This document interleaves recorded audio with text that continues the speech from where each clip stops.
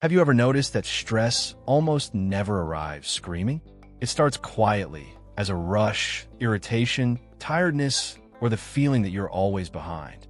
But stress is not just an emotion. It is a full biological reaction that can change your brain, your body, your sleep, your memory, and even the way you treat people.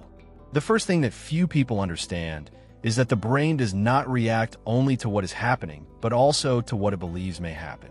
This means that an imagined worry can generate a real reaction in the body. You may be sitting safely in your room, but if your mind starts anticipating problems, rejection, failure, or loss, your body may respond as if all of that were already happening. This is one of the reasons why thinking too much is so tiring. It is not nonsense. For the body, repetitive thoughts can work like continuous threats. That is why a person can finish the day exhausted even without making a great physical effort.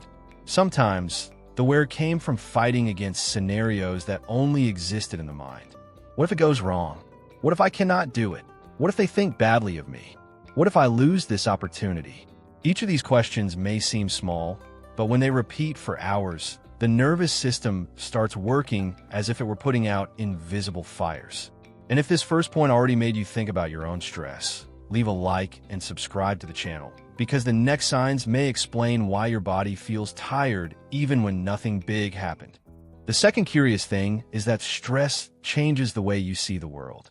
When the brain enters alert mode, it starts looking for signs of danger with more intensity. This can make small problems seem enormous, neutral comments seem like attacks, and simple tasks seem unbearable. In a state of stress, the mind is not trying to be fair, calm, or balanced. It is trying to protect you. The problem is that sometimes it protects too much. Imagine a person who received a short message. We need to talk. On a calm day, maybe they think, I will see what it is later. But on a stressful day, the mind can create an entire story in a few seconds. I did something wrong. There will be a problem. They will demand something from me. I will be rejected. The sentence is the same, but the internal state completely changes the interpretation. Stress works like a filter, and when this filter is activated, the world seems more threatening than it really is. The third thing is that stress affects memory and concentration in a very treacherous way. Many people think they are becoming disorganized, lazy, or incapable, when in truth they are trying to think with an overloaded brain. When the body believes it needs to deal with a threat, it does not want to spend energy on deep reflection, creativity, or long-term planning. It wants to solve the danger now. That is why, during periods of stress, it can become harder to remember names, follow a conversation, study, write, make decisions, or finish a simple task. This explains that feeling of opening several tabs on the computer, answering 2 messages, starting a task, remembering another one, abandoning the first, and ending the day with the impression that you did a lot, but completed almost nothing. Stress fragments attention. It creates urgency, but it does not always create direction. And this is one of the most dangerous traps. The person feels extremely busy, but not very productive. They run all day, but they do not feel progress. And when they do not feel progress, they become even more stressed. The fourth thing is that the body keeps signs of stress even before the mind admits that something is wrong. Sometimes the person says, I am fine, but the body responds in another way. Tense shoulders, locked jaw, short breathing, headache, tightness in the chest, constant tiredness, difficulty relaxing, desire to eat too much, or lack of appetite. The body speaks in symptoms what the mind tries to hide in phrases like, it is just a phase, or I can handle it. A very common sign is muscle tension.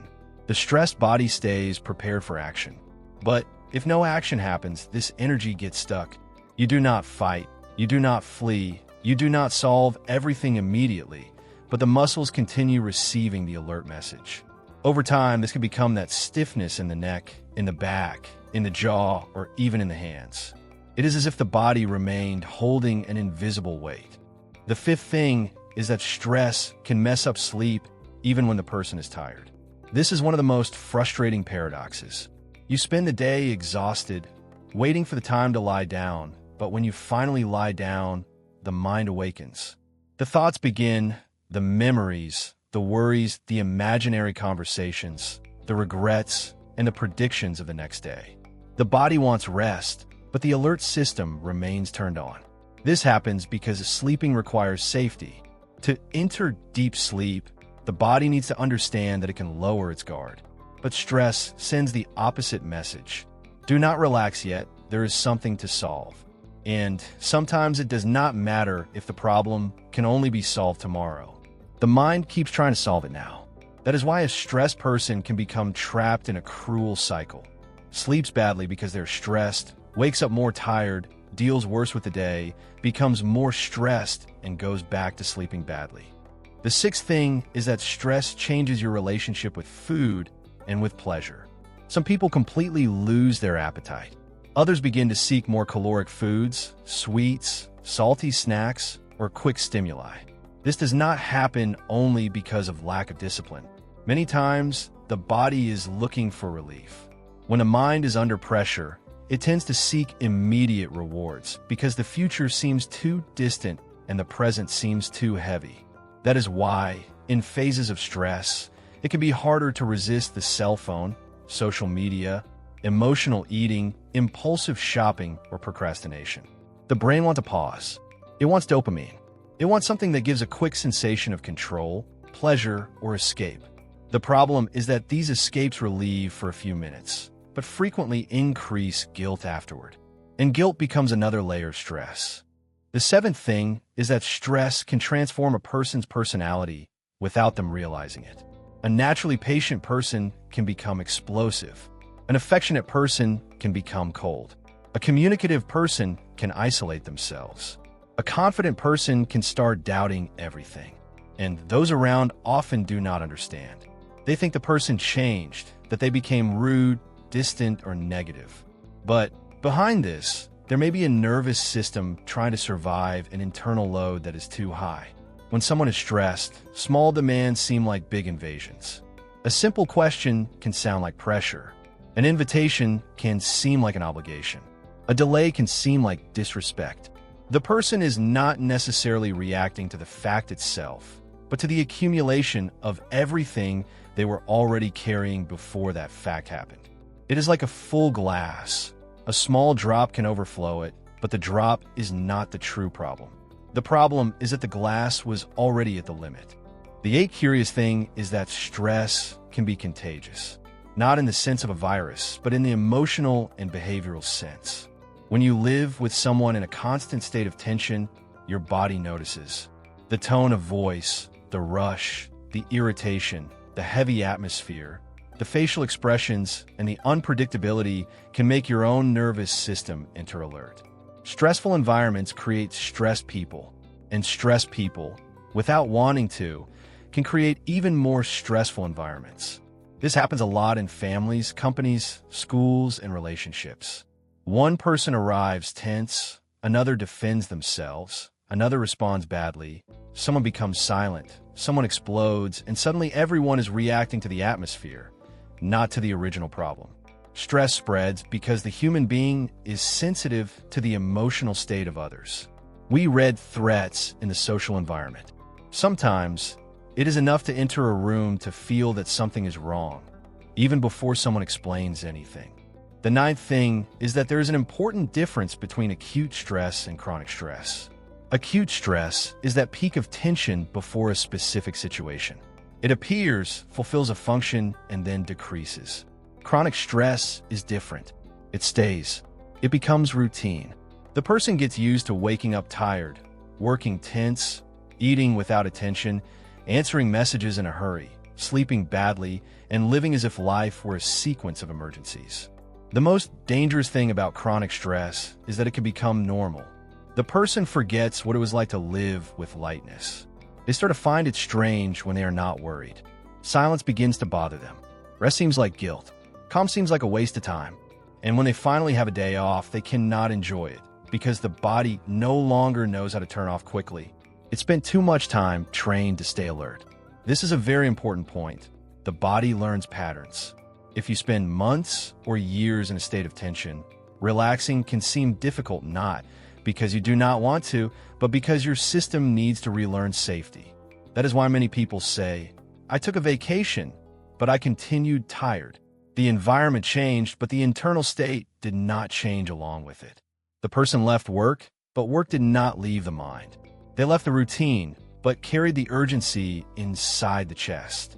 The 10th thing, and perhaps the most important, is that reducing stress does not always begin with a big life change.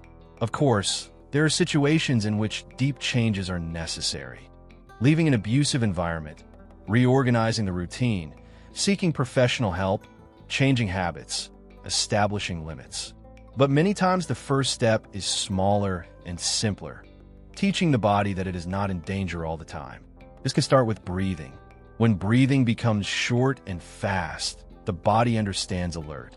When it becomes slower and deeper, the body receives a different message. It is not magic, it is biological communication.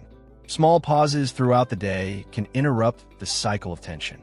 Getting up, stretching, drinking water, walking for a few minutes, reducing stimuli before sleeping, organizing one task at a time, writing worries on paper, talking to someone trustworthy, or simply noticing, my body is on alert now. One of the simplest tools is naming what is happening. Instead of saying only, I cannot take it anymore, the person can try to identify, I am overloaded, I am afraid of failing, I am trying to control too many things, I am tired of deciding, I am reacting as if everything were urgent. Naming does not solve everything, but it removes part of the chaos from the mind. When you give a name to what you feel, it stops being a giant fog and begins to gain shape. Another powerful thing is separating what is a real problem from what is a prediction. The real problem is what is happening now and requires a concrete action. The prediction is what may happen or may not. Stress loves to mix the two. It transforms possibility into certainty. It transforms fear into fact. It transforms thought into reality. That is why a simple question can help. Is this happening now, or is my mind anticipating? This question does not eliminate worry, but it creates distance. And mental distance is a way of recovering control. It is also important to understand that rest is not a prize, it is maintenance.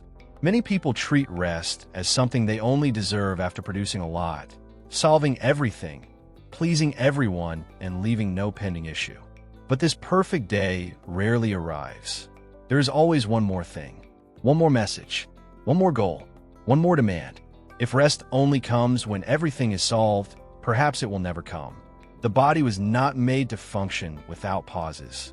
And here there is an irony. Many people do not rest because they think they need to be more productive, but the lack of rest destroys productivity itself. A tired brain decides worse, learns worse, remembers worse, creates worse, and gets irritated more. Sometimes, stopping for a few minutes does not delay life. It prevents you from continuing to move forward in the wrong mode. Another essential point is noticing which stressors are avoidable and which need to be faced. Some stresses are part of life. Working, studying, taking care of people, paying bills, dealing with responsibilities. But others are manufactured by excess comparison, excess screen time, excess availability, excess perfectionism, and lack of boundaries. Not all pressure comes from the world. Some pressures are fed every day by the way the person talks to themselves. There is an internal voice that can be crueler than any external demand. You are late. You should be better. Everyone is evolving except you. You cannot make mistakes. You need to handle everything. This voice seems like motivation, but many times it is threat. And living being threatened by yourself is one of the most silent forms of stress. The question that few people ask is, am I leading myself or am I chasing myself? There is a huge difference between discipline and self-aggression. Discipline organizes.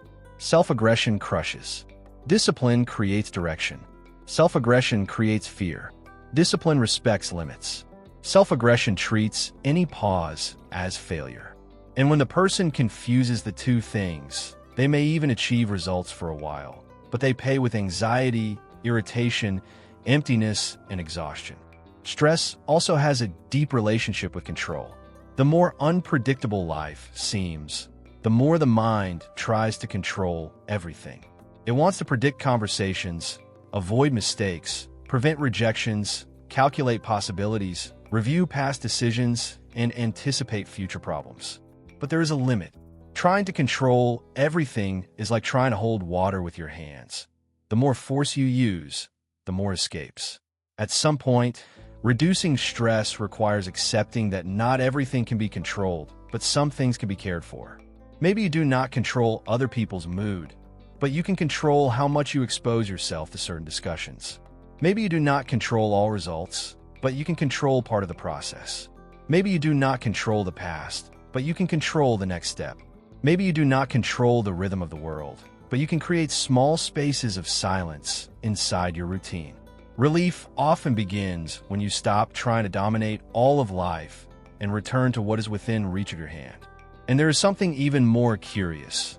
Sometimes stress does not come only from the excess of bad things, but also from the excess of things without meaning. A full routine can tire, but a routine full of things that make no sense can drain even more. When the person lives only putting out fires, fulfilling obligations, and answering demands, they may begin to feel that their own life has become a list of tasks.